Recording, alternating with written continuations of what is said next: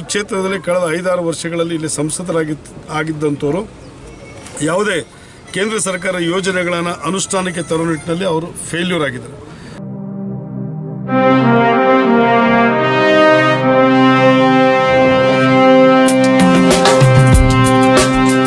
ಸಾರುತ್ತಿದೆ ಮತ್ತೆ ಸಾರುತ್ತಿದೆ, ವಿಶ್ವ ನೋಡುತ್ತಿದೆ, ಇವರ ನೋಡುತ್ತಿದೆ, ಕಷ್ಟ ಕಳೆಯುತ್ತಿದೆ, ನಗುವು ಮೂಡುತ್ತಿದೆ, ಸೋಲು ಓಡುತ್ತಿದೆ, ಗೆಲುವು ಬರುತ್ತಲಿದೆ, ಕನಸು ಫಲಿಸುತ್ತಿದೆ, ಬಲವು ಹಿಗ್ಗುತ್ತಿದೆ, ರೈತನ ಬೆಳೆಗೆ ಬೆಲೆಯು ಸಿಗುತ್ತಲಿದೆ, ಎಲ್ಲಾ ಭ್ರಷ್ಟತೆ ನಾಶವಾಗುತ್ತಿದೆ, ಭವ್ಯ ಭಾರತಕ್ಕೆ ನಾಂದಿಯಾಗುತ್ತಿದೆ. ಮೋದಿ ಮತ್ತೊಮ್ಮೆ, ಮೋದಿ ಮತ್ತೊಮ್ಮೆ ಬರಲೇಬೇಕು, ಮೋದಿ ಮತ್ತೊಮ್ಮೆ, ಮೋದಿ ಮತ್ತೊಮ್ಮೆ ಬರಲೇಬೇಕು, ಮೋದಿ ಮತ್ತೊಮ್ಮೆ.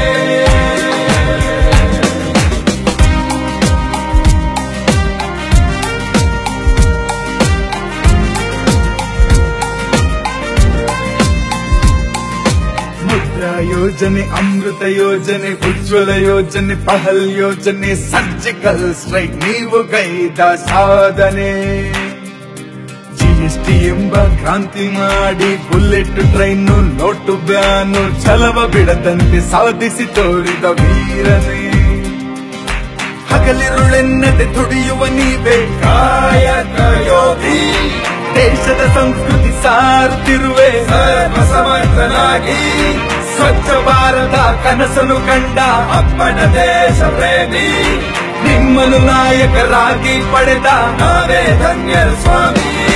ಮೋದಿ ಮತ್ತೊಮ್ಮೆ, ಮೋದಿ ಮತ್ತೊಮ್ಮೆ ಬರಲೇಬೇಕು, ಮೋದಿ ಮತ್ತೊಮ್ಮೆ, ಮೋದಿ ಮತ್ತೊಮ್ಮೆ ಬರಲೇಬೇಕು, ಮೋದಿ ಮತ್ತೊಮ್ಮೆ.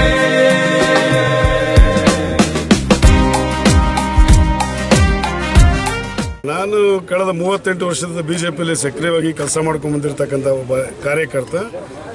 ಈಗಾಗಲೇ ನಾನು ವಿವಿಧ ಜವಾಬ್ದಾರಿಯನ್ನು ತೆಗೆದುಕೊಂಡು ಪಾರ್ಟಿಯಲ್ಲಿ ಕೆಲಸ ಮಾಡಿದ್ದೀನಿ. 1 ಬಾರಿ MLC ಆಗಿದ್ದೆ, 2 ಬಾರಿ MLA ನಿಂತಿದ್ದು ಅಂತೂ.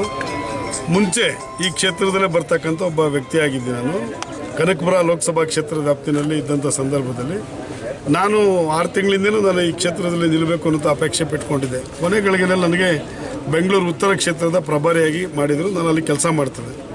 ಪಾರ್ಟಿ ತೀರ್ಮಾನ ತೆಗೆದುಕೊಂಡಂತೆ 25ನೇ ತಾರೀಕು ನನಗೆ ದೂರವಾಣಿ ಕರೆ ಮಾಡಿ ಬೆಂಗಳೂರು ಗ್ರಾಮಾಂತರ ಕ್ಷೇತ್ರದ ಅಭ್ಯರ್ಥಿ ಆಗಬೇಕಾಗಿದೆ, ಒಬ್ಬ ಕಾರ್ಯಕರ್ತನ ಕೊಡ್ತಾಯಿದ್ರು. It is my party decision, you must contest ಅಂತ ನನ್ನ ಪಾರ್ಟಿ ದೆಹಲಿಯಿಂದ ಸೂಚನೆ ಬಂತು. ಆ ನಿಟ್ಟಿನಲ್ಲಿ ನಾನು ನಿಂತಿದ್ದೀನಿ. ನಾನೇನು ಇಲ್ಲಿಗೆ ಹೊಸಬನೂ ಅಲ್ಲ, ಏನೂ ಅಲ್ಲ. ಅಶ್ವಥ್ ನಾರಾಯಣ ಗೌಡ ಅಂತ ಹೇಳಿದ್ರೆ ರಾಮನಗರ, ಕುಣಿಗಲ್ಲು ಎಲ್ಲ ಕಡೆ ನನಗೆ ಪರಿಚಯ ಇದೆ. ವಿಶೇಷವಾಗಿ ಮೋದಿಯವರು 5 ವರ್ಷಗಳ ಕಾಲ ಮಾಡಿರ್ತಕ್ಕಂಥ ಸಾಧನೆಯ ಮಾನದಂಡದ ಮೇಲೆ ನಾವಿಲ್ಲಿ ಚುನಾವಣೆಗೆ ನಾವು ಬಂದಿದ್ದೀವಿ.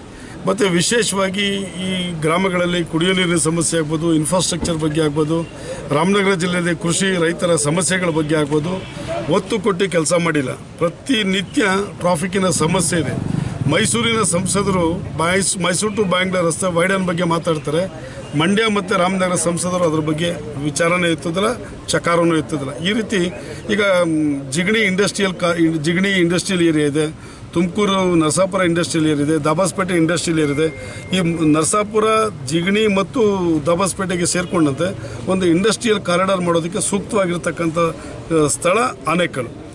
ಈ ಥರದ ಕೇಂದ್ರ ಸರ್ಕಾರದ ಯೋಜನೆಗಳನ್ನು ಮತ್ತು ಇನ್ಫ್ರಾಸ್ಟ್ರಕ್ಚರ್ ವಿಚಾರದ ಬಗ್ಗೆ ಚರ್ಚೆ ಮಾಡಿ ತರುವಂಥದ್ರಲ್ಲಿ ಈ ಕ್ಷೇತ್ರದ ಸಂಸದರು ಫೇಲ್ಯೂರ್ ಆಗಿದೆ. ಈ ಎಲ್ಲ ಮಾನದಂಡಗಳನ್ನು ಮುಂದಿನ ದಿನಗಳಲ್ಲಿ ಈ ಎಲ್ಲ ವಿಚಾರಗಳನ್ನು ಮುಂದೆ ಇಟ್ಕೊಂಡು ಸಂಪೂರ್ಣವಾಗಿ ಕಾರಣ ಏನಂತ ಹೇಳಿದ್ರೆ, ಗ್ರಾಮಾಂತರ ಅರ್ಬನ್ ಇದೆ, ಸೆಮಿ ಅರ್ಬನ್ ಇದೆ, ವಿಲೇಜ್ ಇದೆ, ಸೆಮಿ ವಿಲೇಜ್ ಇದೆ.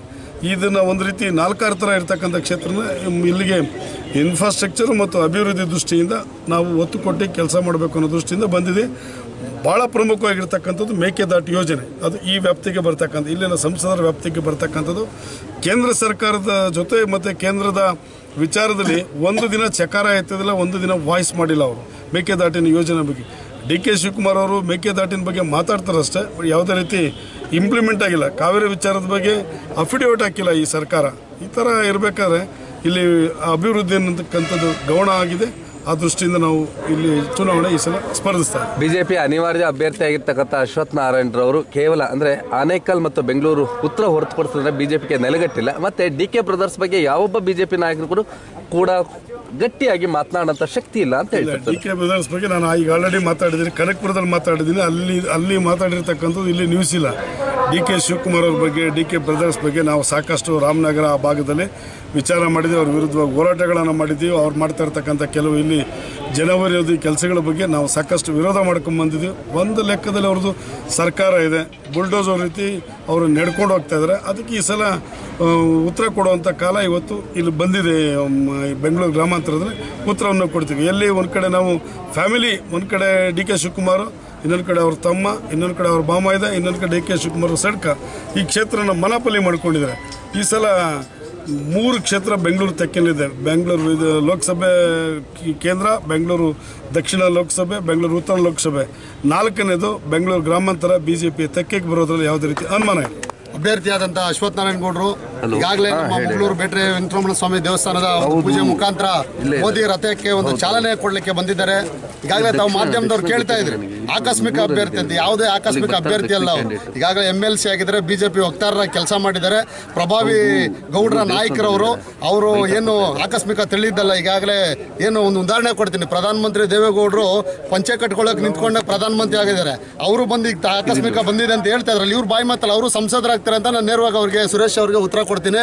ಮತ್ತೆ ಏನು ಸುರೇಶ್ ಅವರ ಒಂದು ದಬ್ಬಾಳಿಕೆ, ಒಂದು ಏನು ಅವ್ರು ದೌರ್ಜನ್ಯ ಮಾಡ್ಕೊಂಡಂಥ ಒಂದು ವ್ಯಕ್ತಿ ಈ ಭಾಗದಲ್ಲಿ ಯಾವ ರೀತಿ ಅವ್ರು ಕೆಲಸಗಳು ಮಾಡ್ತಾ ಇದ್ರು ಅಂತ ಎಲ್ಲ ಇಡೀ ಕ್ಷೇತ್ರಕ್ಕೆ ಗೊತ್ತಾಗಿದೆ. ಯಾರೇನು ಕಮ್ಮಿ ಏನಿಲ್ಲ.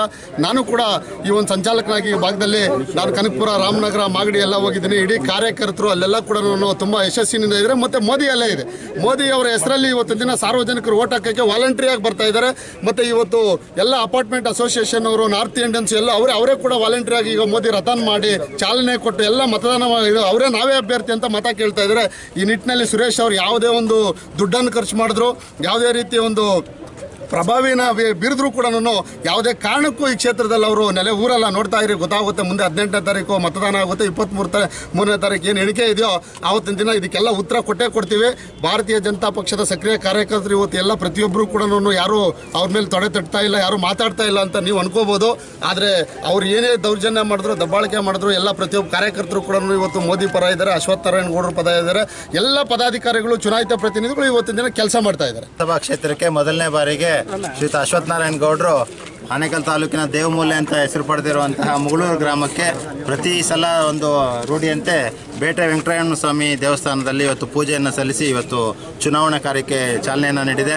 ಆನೇಕಲ್ ತಾಲೂಕು ಅಂತಂದರೆ BJPಯ ಭದ್ರಕೋಟೆ. ಇಲ್ಲಿರುವಂಥ ಭಾರತೀಯ ಜನತಾ ಪಾರ್ಟಿಯ ಚುನಾಯಿತ ಪ್ರತಿನಿಧಿಗಳು, ಭಾರತೀಯ ಜನತಾ ಪಾರ್ಟಿಯ ಕೇಡರು, ಭಾರತೀಯ ಜನತಾ ಪಾರ್ಟಿಯ ಬೂತ್ ಮಟ್ಟದ ಕಾರ್ಯಕರ್ತರು ಈ ಚುನಾವಣೆಯನ್ನು ಅತ್ಯಂತ ಸಕ್ರಿಯವಾಗಿ ಈಗಾಗಲೇ ಪ್ರಾರಂಭ ಆಗಿದೆ. ತಾಲೂಕು ಮಟ್ಟದಲ್ಲಿ ಎಲ್ಲ ಸಭೆಗಳು ನಡೀತಾ ಇದ್ದಾವೆ. ಬೂತ್ ಮಟ್ಟದವರೆಗೂ ಸಭೆಗಳನ್ನು ತಗೊಂಡೋಗ್ತಾ ಇದ್ದೀವಿ. ಇಡೀ ಕ್ಷೇತ್ರದಲ್ಲೇ ಎಲ್ಲ ಒಂದು BJP ವಾತಾವರಣ ಬಂದಿದೆ.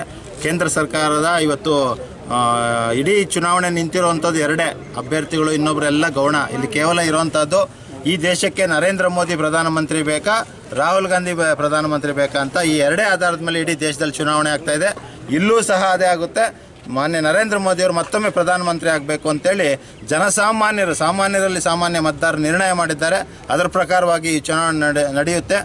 ಆನೇಕಲ್ ವಿಧಾನಸಭಾ ಕ್ಷೇತ್ರದಲ್ಲಿ ಅತ್ಯಂತ ಹೆಚ್ಚಿನ ಲೀಡನ್ನು ಕೊಳಿಸೋದಕ್ಕೆ ನಾವೆಲ್ಲ ಕಾರ್ಯಕರ್ತರು ಶ್ರಮ ಮಾಡಿಸ್ತಾ ಇದ್ದೀವಿ. ಮುಗಳೂರು ಅಂದರೆ ಇಲ್ಲಿ ದೇವಮಲೆ ಅಂತ ಹೇಳ್ತಾ ಇದ್ವಿ.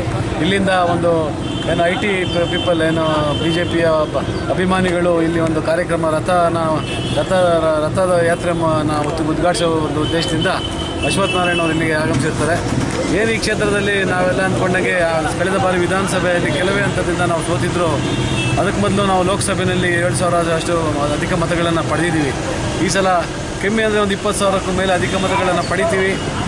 ಕಳೆದ ವಿಧಾನಸಭಾ ಎಲೆಕ್ಷನ್ ಟೈಮಲ್ಲಿ ಕೆಲವರು ಕಾರಣಗಳಿಂದ ಸ್ವಲ್ಪ ನಾವು ಹಿನ್ನಡೆ ಆಗಿರ್ಬೋದು. ಆದರೆ ಈ ಸಲ ಮೋದಿಯವರ ಒಂದು ಆಡಳಿತದ ಒಂದು ಪರಿಣಾಮ, ವರ್ಚಸ್ಸು ಮತ್ತು ಕಮಲದ ಒಂದು ಗುರುತಿನ ಒಂದು ಇದರ ನೆಲೆಗಟ್ಟಿನಲ್ಲಿ ನಾವು ಅಶ್ವಥ್ ನಾರಾಯಣನ ಒಂದು ಅತ್ಯುತ್ತಮ ಒಂದು ಅಭ್ಯರ್ಥಿಯ ಒಂದು ಪರವಾಗಿ ನಾವು ಮತಯಾಚನೆ ಮಾಡ್ತಾ ಇದ್ದೀವಿ. ದಯವಿಟ್ಟು ಕ್ಷೇತ್ರದ ಮತದಾರರಲ್ಲಿ ವಿನಂತಿ, ಮತ್ತೊಮ್ಮೆ ಭಾರತದ ಭವಿಷ್ಯಕ್ಕೆ, ನಮ್ಮ ಮಕ್ಕಳ ಉಜ್ವಲ ಭವಿಷ್ಯಕ್ಕೆ BJP ಪಕ್ಷಕ್ಕೆ ವೋಟ್ ಮಾಡಬೇಕು ಅಂತ ಕೇಳ್ಕೊಳ್ಳುತ್ತೆ. ಇವತ್ತು ಮುಗಳೂರು ಪಂಚಾಯತಿಯಿಂದ ಈ ದೇವಮೂಲೆಯಿಂದ ಇವತ್ತು ನಮ್ಮ BJPಯಿಂದ ಅಭ್ಯರ್ಥಿಯಿಂದ ಪೂಜೆ ಇಟ್ಕೊಂಡು ಇವತ್ತು ಪ್ರಚಾರ ಹೊತ್ತೆಯಿಂದ ಹಾಗೆ ನಮ್ಮ ITBT ಅವರು ರಥವನ್ನು ಯಾತ್ರೆ ಮಾಡಿದ್ದಾರೆ. ಹಾಗೆ ಈ ಬಾರಿ ಏನು ಗ್ರಾಮಾಂತರ ಲೋಕಸಭೆಯಲ್ಲಿ ನಾವು ಹೆಚ್ಚಿನ ಮತಗಳಿಂದ ಗೆಲ್ತೀರಿ ಅಂತ ನಮಗೆ ಭರವಸೆ ಇದೆ. ಹಾಗೆ ಈ ಮೋದಿ ಅಲೆಯಿಂದ ನಮಗೆ ಯಾವುದೇ ಒಂದು ಇದು ಹಿನ್ನಡೆ ಆಗೋದಿಲ್ಲ. ಹಾಗೆ ಆನೇಕಲ್ಲಲ್ಲಿ MLA ಯಾವುದೋ ಒಂದು ಕಾರಣದಿಂದ ಸೋತಿರ್ಬೋದು. ಹಾಗೆ ಇವತ್ತು ಹೆಚ್ಚಿನ ಮತದಿಂದ ಒಂದು 20-25 ಸಾವಿರ ಅಂತ ಮತಗಳಿಂದ ಲೀಡ್ ಕೊಡ್ತೀರಿ ಅಂತ ನಮ್ಮ ಆನೇಕಲ್ಲಲ್ಲಿ ನಾವು ಪಣ ತೊಟ್ಟಿದ್ದೀವಿ. ತಾಲೂಕಿನ ಮುಗಳೂರಿನ ಬೇಟೆ ವೆಂಕಟರಮಣ ದೇವಸ್ಥಾನದಲ್ಲಿ ಈ ದಿನ ಭಾರತೀಯ ಜನತಾ ಪಕ್ಷದ ಅಭ್ಯರ್ಥಿಯಾದ ಅಶ್ವಥ್ ನಾರಾಯಣ್ ಗೌಡ ಅವರು ಮತ್ತು ನಮ್ಮ ಜಿಲ್ಲಾ ಪಂಚಾಯತ್ ಅಧ್ಯಕ್ಷರಾದ ಮುನ್ರಾಜರು ಮತ್ತು ಭಾರತೀಯ ಜನತಾ ಪಕ್ಷ ಅಧ್ಯಕ್ಷರಾದ ಶಿವಪ್ಪನವರು ಸಹ ಈ ದಿನ ಪೂಜೆಯನ್ನು ಮಾಡಿ ಭಾರತೀಯ ಜನತಾ ಪಕ್ಷಕ್ಕೆ ತಮ್ಮ ಅತ್ಯಮೂಲ್ಯವಾದ ಮತವನ್ನು ಕೊಡಬೇಕಂತ ಇಡೀ ಆನೇಕಲ್ ತಾಲೂಕಿನ ನಾಗರಿಕ ಬಂಧುಗಳಲ್ಲಿ ವಿನಂತಿಸಿಕೊಳ್ಳುತ್ತಾ ಮತ್ತೊಮ್ಮೆ ಮೋದಿ ಪ್ರಧಾನಿ ಆಗಲಿ, ಎಲ್ಲರೂ ಸಹ ದೇಶ ಮೊದಲು ಅನಂತರ ಪಕ್ಷಗಳು ಮೊದಲು. ಈಗ 5 ವರ್ಷದಿಂದ ನಮ್ಮ ಭಾರತ ದೇಶವನ್ನು ಒಬ್ಬ ಯೋಧನ ರೀತಿ ನರೇಂದ್ರ ಮೋದಿಯವರು ಕಾಯ್ತಾ ಇದ್ದಾರೆ. ಎಷ್ಟೋ ಜನ ಯುವಕರಿಗೆ ಮತ್ತು ನಾಡಿನ ಜನತೆಗೆ ಒಂದು ಉತ್ತೇಜನ ಸಹ ಸಿಕ್ಕಿದೆ. ಎಲ್ಲರ ಬಾಯಲ್ಲೂ ಸಹ ಮೋದಿ ಮೋದಿ ಅಂತ ಇದ್ದಾರೆ. ಯಾವುದೇ ಒಬ್ಬ ವ್ಯಕ್ತಿ ಇಷ್ಟು ಹೆಸರುವಾಸಿ ಆಗಬೇಕಂದ್ರೆ ಪ್ರಪಂಚದಲ್ಲೇ ಅವರು ಒಂದು ಹೆಸರನ್ನು ಗಳಿಕೆ ಮಾಡಿದ್ದಾರೆ. ಅಂಥದ್ರಲ್ಲಿ ನಮ್ಮ ದೇಶದ ಪ್ರಜ್ಞಾವಂತ ಮತ ಬಾಂಧವರು ದಯವಿಟ್ಟು ನಿಮ್ಮ ವಿನಂತಿ ಮಾಡಿಕೊಳ್ತಾ ಇದ್ದೇವೆ, ಎಲ್ಲರೂ ಸಹ ಭಾರತೀಯ ಜನತಾ ಪಕ್ಷದ ಕಮಲದ ಗುರುತಿಗೆ ತಮ್ಮ ಅತ್ಯಮೂಲ್ಯದ ಮತವನ್ನು ಕೊಟ್ಟು ಅಭ್ಯರ್ಥಿಯನ್ನು ಜಯಶೀಲರನ್ನಾಗಿ ಮಾಡಿದರೆ ಮೋದಿಯವರು ಈಗ ಮತ್ತೆ ಪ್ರಧಾನಿ ಆಗ್ತಾರೆ ಅಂತ ಎಲ್ಲರ ಸಹ ಒಂದು ಕನಸನ್ನು ನನಸು ಮಾಡ್ದಂಗೆ ಆಗುತ್ತೆ ಅಂತ ಹೇಳ್ತಾ ನನ್ನ ಮಾತನ್ನು ಮುಗಿಸ್ತೇನೆ. ನಾಮಂತರ ಲೋಕಸಭೆ ಚುನಾವಣೆ ಪ್ರಯುಕ್ತವಾಗಿ ಆನೇಕಲ್ ವಿಧಾನಸಭಾ ಕ್ಷೇತ್ರಕ್ಕೆ ನಮ್ಮ ಅಭ್ಯರ್ಥಿಯಾದ ಅಶ್ವಥ್ ನಾರಾಯಣ್ ಗೌಡರು ಬಂದಿದ್ದಾರೆ. ಇವತ್ತು ರ್ಯಾಲಿ ಕೂಡ ಇಟ್ಕೊಂಡಿದ್ವಿ. ಇಲ್ಲಿ ಮುಗಳೂರಿನಿಂದ ಹೊರಟು ನಮ್ಮ ಭಾಗದಲ್ಲಿ ರ್ಯಾಲಿ ಮಾಡ್ತಾ ಇದ್ವಿ. ಇವತ್ತು ಮೋದಿ ರಥವನ್ನು ಕೂಡ ನಾವು ಇಲ್ಲಿ ತಂದಿದ್ವಿ. ಏನು ಅಶ್ವಥ್ ನಾರಾಯಣ್ ಗೌಡರು ಇದ್ರ ಮುಂಚೆ ಮಾತಾಡಿದ್ರು, ನಾವು ಈ ಭಾಗದಲ್ಲಿ ಗೆಲ್ತೇವೆ, ಹೆಚ್ಚಿನ ಮತಗಳಿಂದ ನಾವು ಕೂಡ ಈ ಆನೇಕಲ್ ತಾಲೂಕಿನಲ್ಲಿ ಹೆಚ್ಚು ಮತಗಳನ್ನು ನಿಮಗೆ ಕೊಡಿಸ್ತೀವಿ ಅಂತ ಕೂಡ ನಾವು ಭರವಸೆ ನೀಡಿದ್ವಿ. ಅದೇ ರೀತಿಯಲ್ಲಿ ಅವರು ಕೂಡ ಆನೇಕಲ್ಲು, ಬೆಂಗಳೂರು ದಕ್ಷಿಣ ಮತ್ತು ರಾಜರಾಜೇಶ್ವರಿ ಮತ್ತು ಕುಣಿಗಲ್ನಲ್ಲಿ ನಮ್ಮ ಈ 3-4 ಕ್ಷೇತ್ರದಲ್ಲಿ ಒಳ್ಳೆಯ ಮತಗಳನ್ನು ಪಡಿತೇವೆ ಮತ್ತು ಕನಕಪುರದಲ್ಲಿ ನಾವು ಹೆಚ್ಚಿಗೆ ಮತ ಪಡೆದು ನಾವು ಈ ಭಾಗದಲ್ಲಿ ಜಯಗಳಿಸುವಂಥ ವಿಶ್ವಾಸ ನನಗಿದೆ ಅಂತ ಕೂಡ ಅವರು ಮಾತಾಡಿದ್ರೆ. ಹಾಗೆ ಅವ್ರಿಗೆ ಭಗವಂತ ಒಳ್ಳೇದು ಮಾಡಲಿ. ಈ ಕ್ಷೇತ್ರದಲ್ಲಿ ನಾವು ಮತ್ತೊಮ್ಮೆ BJPಯನ್ನು ಅಳಿಸೋಣ, ಮೋದಿಯವರ ಕೈ ಬಲಪಡಿಸೋಣ ಅಂತ ಹೇಳ್ತೀವಿ.